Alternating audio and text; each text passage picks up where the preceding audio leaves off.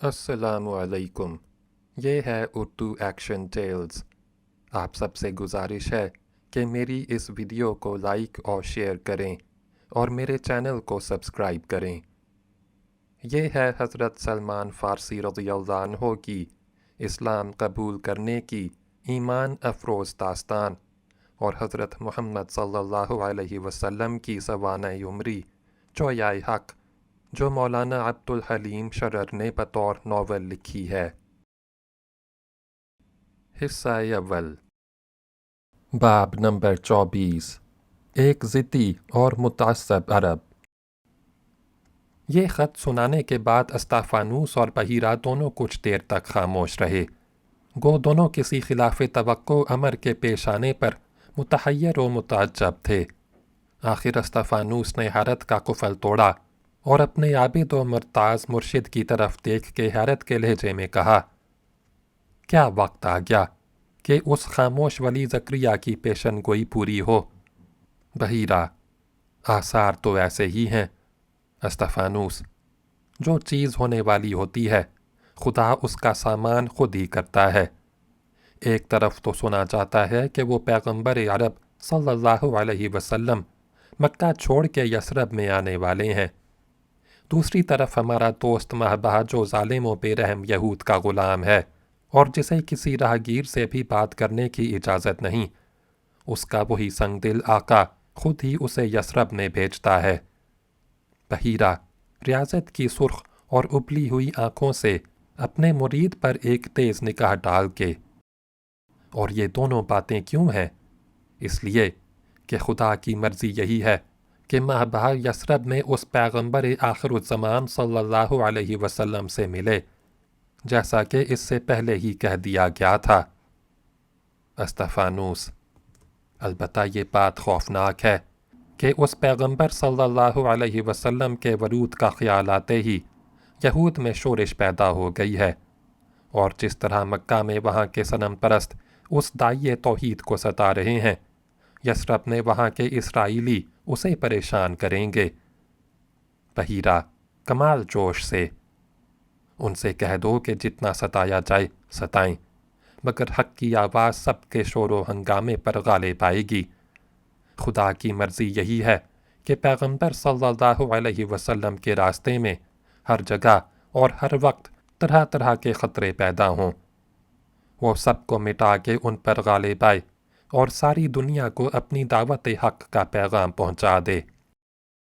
अस्ताफ़ानूस, मगर ज़ाहिर में तो अंदेशा मालूम होता है कि मबादा हर डोया और उसके हम मज़हबों के हाथ से उन मुअहिद रसूल अल्लाह सल्लल्लाहु अलैहि वसल्लम को किसी किस्म का आज़ार पहुँच जाए।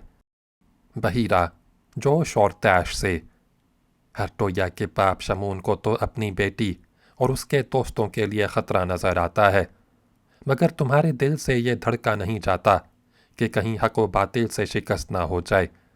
आह, शमून का ईमान तुम्हारे ईमान से ज़्यादा मजबूत है। इसी सबब से कह रहा हूँ कि तुम अभी इस काबिल नहीं हो कि एक सच्चे दाइये हक़ की रफ़ाकत कर सको। अस्ताफ़ानूस, हजूर का इरशाद बजा दुरुस्त है। वाकई मैं इस हक़ को ना अदा कर सकता हूँ। उन रसूल साहब सल्लल्लाहु अलैहि वसल्लम के रुफ़क़ा ने जैसे मज़ालिम बर्दाश्त करके हक़ के रफ़ाकत अदा किया है और किसी से ना हो सकता। अफ़सोस अहले मक्का ने एक ऐसे ज़बरदस्त और सच्चे हादी की कदर ना की। बहीरा, वो भी करेंगे और सारी दुनिया करेगी। अस्ताफ़ानूस, अपने हाथ से खो के कदर की तो क्या। इन बातों के बाद अस्ताफ़ानूस मुर्शिद से इजाज़त लेके अपने हुजरे में वापस आया, लेकिन अब उसके दिल पर मक्की निशात पैगंबर सल्लल्लाहु अलैहि वसल्लम का इस कदर असर पड़ गया था कि हर वक्त दिल में उन्हीं का ख्याल रहता। दूसरे दिन अभी पहर दिन भी ना आया होगा और वजीफ़ा सबाही से फारिग हुआ था कि कान में जलाजल की आवाज़ आई और मालूम हुआ कि खानकाह के करीब से कोई काफ़िला गुज़र रहा है। फ़ौरन उठ के दौड़ा और फाटक पर पहुँच के देखा कि अरबों का एक काफ़िला बसरा की तरफ जा रहा है। गिरते कारवां बन के साथ हो लिया और इस धुन में चला کہ ان دشت نوردان عرب میں کوئی مکہ کا تاجر ہو تو اس سے مل کے کچھ اور حالات دریافت کرے۔ بصرہ کے اندر داخل ہو کے جب قافلہ ایک میدان میں ٹھہر گیا تو وہ ہر ساربان کے پاس جا کے حالات دریافت کرنے لگا۔ پوچھتے پوچھتے ایک نوجوان شخص سے دو چار ہوا جو خاص قریشی اور مکہ کا رہنے والا تھا اور اپنا نام عتبہ بتاتا تھا۔ عتبہ نے ایک نصرانی راہب کو اپنے سامنے دیکھ کے ادب سے سر جھکایا اور نہایت اخلاق سے کہا، آئیے بیٹھیے۔ مشرکین مکہ کی یہ حالت تھی کہ اگرچہ بت پرستی پر قائم تھے مگر اپنے مذہب کی کمزوری کو بھی دل میں محسوس کرتے تھے۔ علاوہ ازیں ان کے دلوں میں ضعیف الاعتقادی نے طرح طرح کے اوہام پیدا کر دیے تھے، اور ان اوہام کا تقاضا یہ تھا کہ ہر مذہب کے مقتداؤں اور ہر قسم کے کاہنوں کا نہایت ادب کرتے، کبھی ان سے اپنی تمناؤں اور ہوسوں کے مطابق دعائیں کراتے، کبھی ان کی غیب دانی کا یقین کر کے اپنی زندگی کی مشکلات حل کراتے، کبھی ان سے اپنے امراض کا علاج کراتے، اور کبھی ان کے فیصلوں سے اپنے باہمی جھگڑے طے کراتے۔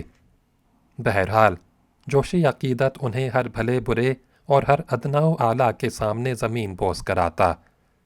اسی خیال سے عتبہ نے استفانوس کے آگے سر جھکا دیا اور پوچھا، آپ نے تو یقین ہے کہ قدیم آسمانی کتابوں کا مطالعہ کیا ہوگا اور ہستی کے راز اور اس عالم کے رموز و اسرار سے واقف ہوں گے جو ہماری نظر سے مستور و دور ہیں مگر ہم پر حاکم و متصرف ہیں۔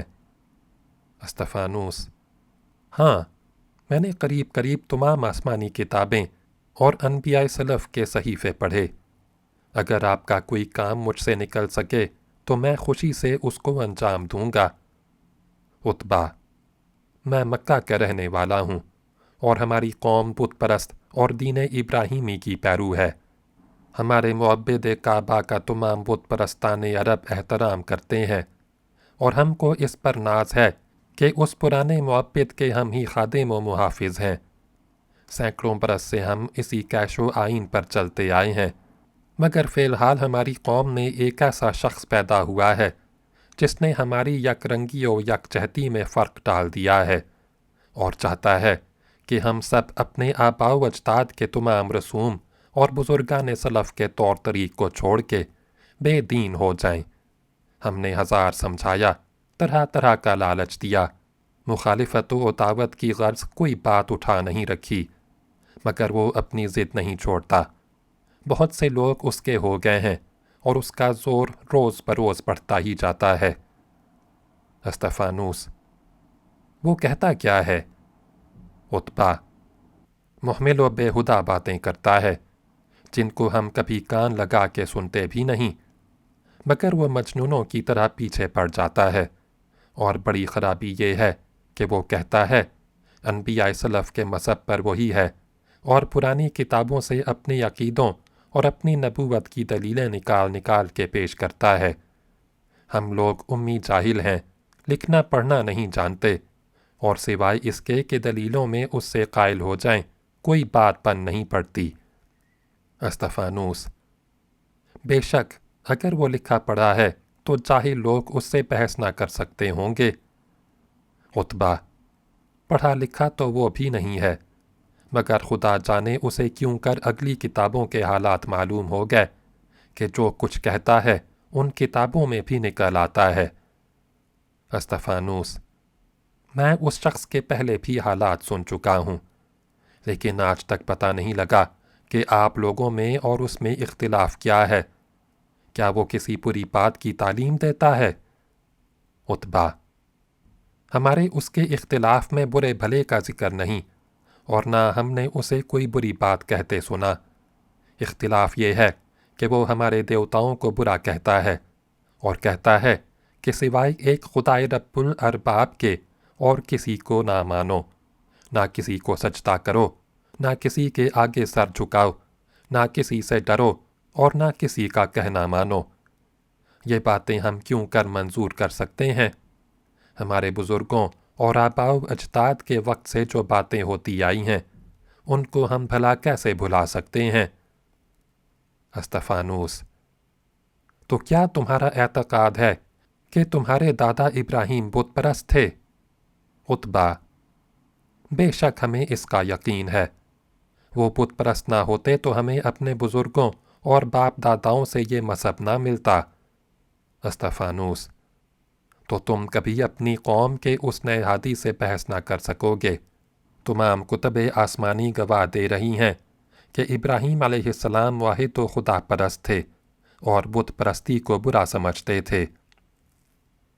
उत्बा: खैर, हज़रत इब्राहीम अलैहिस्सलाम का चाहे जो मज़हब हो, लेकिन हमें अपने बुज़ुर्गों से जो दीन व मज़हब मिला है उसको एक मुब्तदा शख्स के कहने से क्यों छोड़ दें?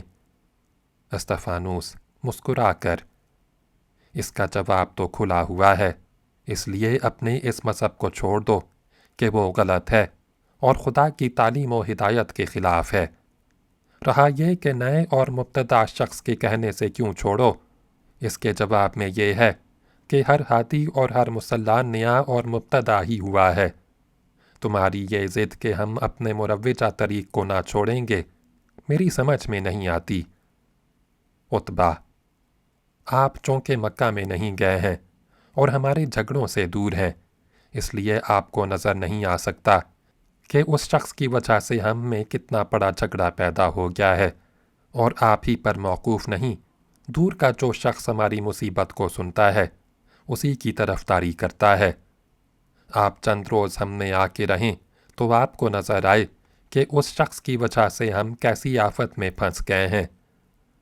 अस्तफानूस: मैं तो ये समझता हूँ कि अगर आप लोग तासुब का पर्दा आँखों के सामने से हटा के और अपने दिलों से ज़िद और हट को दूर करके इस असूल पर अमल शुरू कर दें कि जो हक़ बात बताई जाए चाहे किसी की ज़बान से हो वो फ़ौरन मान ली जाए, और जो चीज़ बातिल नज़र आए उसको फ़ौरन छोड़ दिया जाए, तो कोई झगड़ा न बाकी रहे और सारी आफतें दूर हो जाएं।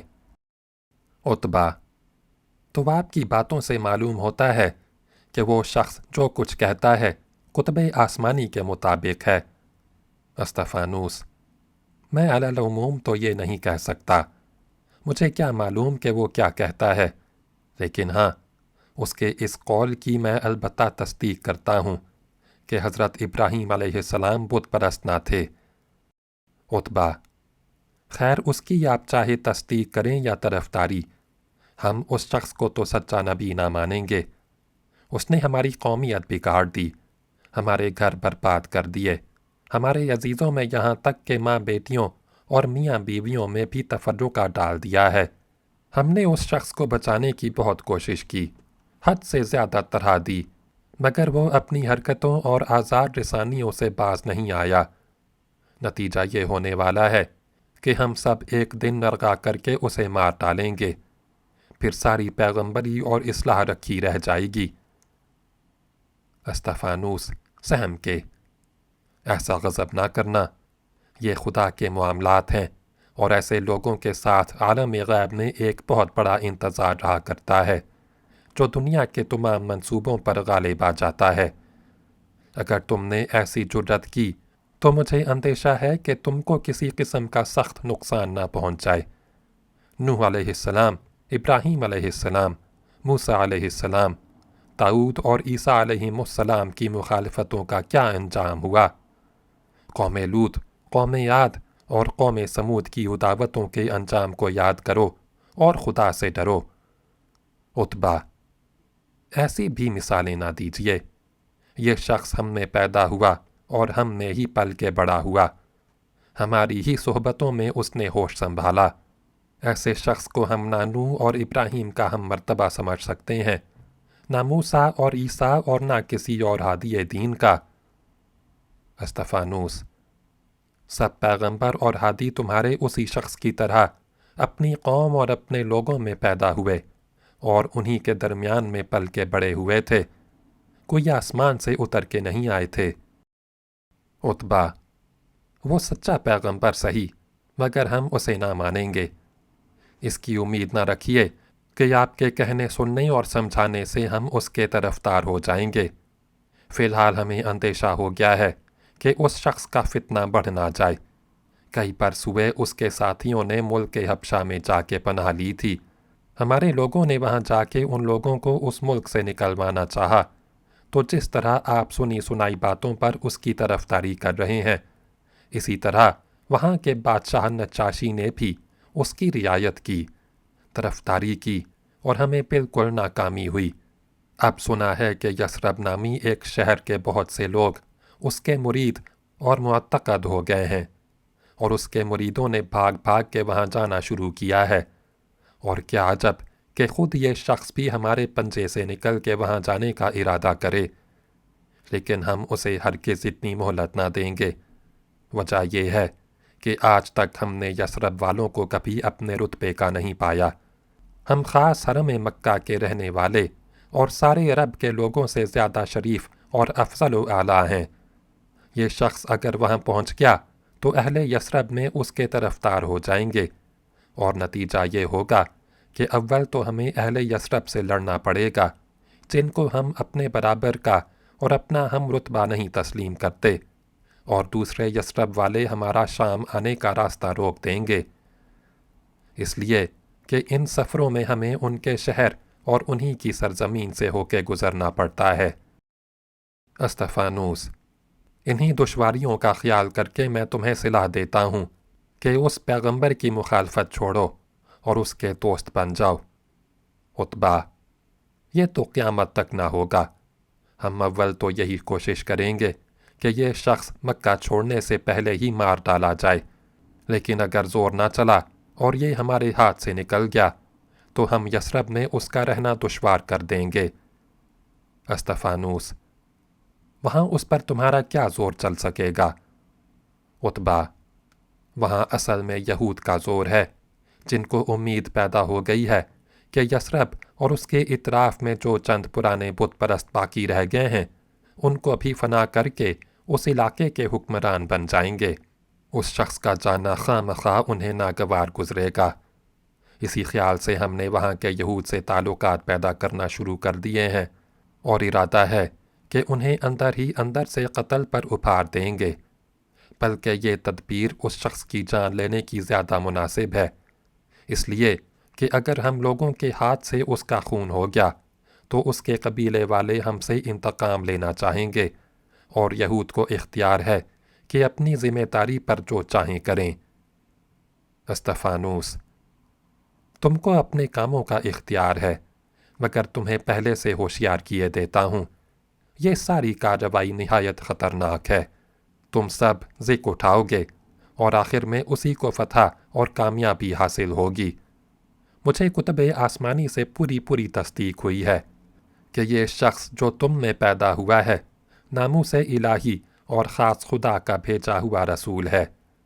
उसकी तालीम तमाम तालीमों और उसका दीन तमाम दीनों पर गालिब आ जाएगा, इसलिए कि तमाम अनबिया सलफ़ और ख़ुद हज़रत मसीह अलैहिस्सलाम इब्ने मरियम उसके आने की खबर दे गए हैं। उतबा तैश के साथ, अब आपने उस शख्स की तरफदारी का जामा पहन लिया है, तो मैं भी साफ कहे देता हूँ कि उस शख्स की नबूवत और उसकी मजनूनाना बातों को चाहे सारी दुनिया मान ले और तमाम मलूके अर्ज़ उसके आगे सर झुका दें, मगर हम ना मानेंगे और हरगिज़ ना मानेंगे। मैंने आपका अदब व एहतराम इस ख्याल से किया था कि आपको एक तारिक दुनिया नसरानी और खुदा शिनास राहिब तसव्वुर करता था, लेकिन मेरी उम्मीद के ख़िलाफ़ आप उस शख्स के तरफदार निकले जिससे हमको सख्त नफ़रत व उदावत है। इसलिए मैं आपका भी दुश्मन हूँ, और आपकी जो कुछ कद्र व मंजिलत मेरे दिल में थी सब जाती रही। अस्तफ़ानूस मुस्कुरा के, मैंने ये तुम्हारे ही भले को कहा था।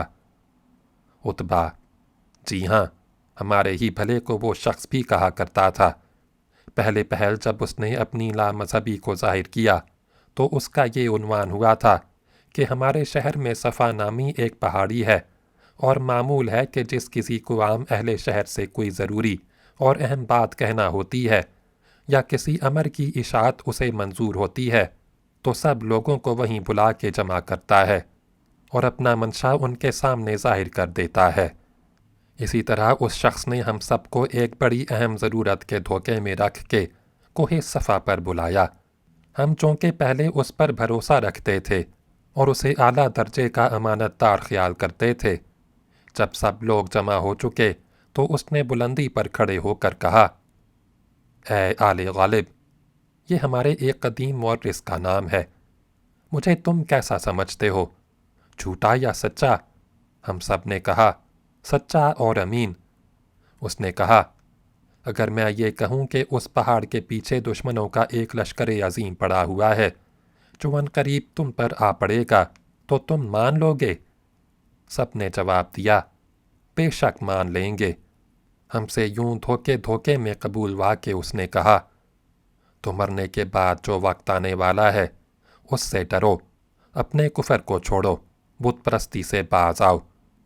اور اسی سلسلے میں اپنی نئی نئی باتوں اور اپنے بے دینی کے عقیدوں کو ظاہر کرنے لگا، جن کو سن کے ہمیں بڑا طیش آیا، اور بعض لوگوں کو تو اس قدر غصہ آ گیا کہ اگر اس کے عزیزوں کے بگڑ جانے کا اندیشہ نہ ہوتا تو یہ قصہ اسی دن تمام ہو گیا تھا۔